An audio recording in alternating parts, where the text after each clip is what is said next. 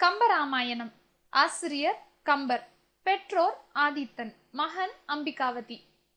காலம் 12ஆம் நூற்றாண்டு. 2வது குலோத்துங்கன் காலத்தில் வாழ்ந்தவர். ஊர் நாகை மாவட்டம்.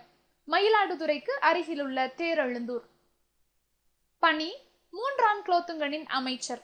ஆதரித்தவர் திருவெண்ணைநல்லூர் சடையப்ப வள்ளல்.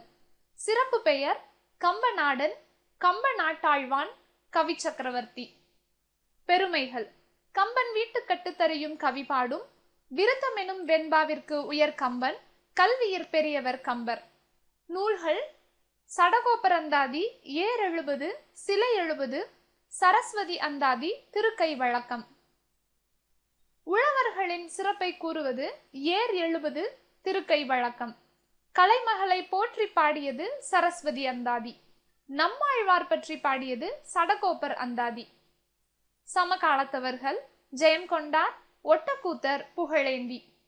இவர் செய்நன்றி மறவா இயல்பினர். தம்மை ஆதரித்த வள்ளல் சடையப்பரை 1000 பாடல்களுக்கு ஒரு பாடல் வீதம் பாடி சிறப்பித்துள்ளார். யாமறிந்த புலவரிலே கம்பனை போல் என்றும், கம்பன் என்றொரு மானிடம் வாழ்ந்ததும் என்றும் பாரதியார் இவரை புகழ்ந்துள்ளார். சமாதி உள்ள இடம் நாட்டரசன் கோட்டை. கம்பர் தம் ராமாயணத்தை அரங்கேற்றிய இடம் திருவரங்கம். கம்பர் மகன் அம்பிகாபதி. அம்பிகாபதி எழுதியது அம்பிகாபதி கோவை. ராம நாடக கீர்த்தனை எழுதியவர் அருணாச்சல கவிராயர். தொல்காப்பிய நெறி நின்றவர் கம்பர். உலகில் நாகரீகம் முற்றும் அழிந்து விட்டாலும் திருக்குறளும் கம்பன் காவியமும் இருந்தால் போதும், மீண்டும் அதனை புதுப்பித்து விடலாம் என்று கூறியவர் கால்டுவெல். கம்பர் அதிகமாக தற்குறி பெற்ற அணியை பயன்படுத்தி உள்ளார். தமிழின் மிகப்பெரிய நூல் கம்பர் ராமாயணம். கம்பர் 1000 பாடல்களுக்கு ஒரு பாடல் வீதம் சடையப்ப வள்ளலை புகழ்ந்துள்ளார்.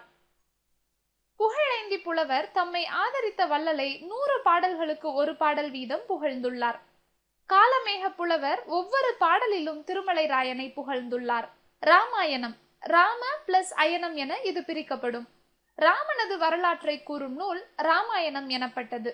வான்மீகி முனிவர் வடமொழியில் எழுதிய ராமாயணத்தை தழுவி கம்பர் அதனை தமிழில் இயற்றினார்.